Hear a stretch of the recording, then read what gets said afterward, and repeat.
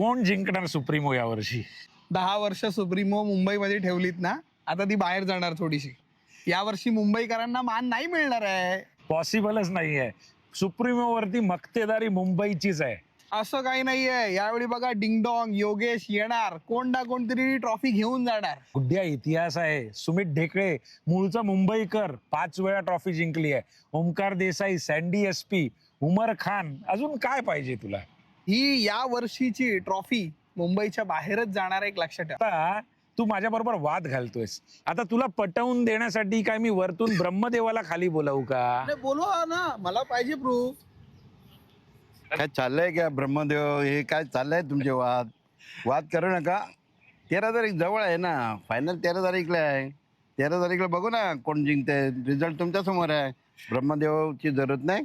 इकडे खेळणारे लोक आहेत, ते तुम्हाला सिद्ध करून देतील कोण जिंकते आणि कोण हरते. ते काय घालू नका, भांडू नका आपसामध्ये. ओके. पण मुंबईच्या बाहेर जाणार.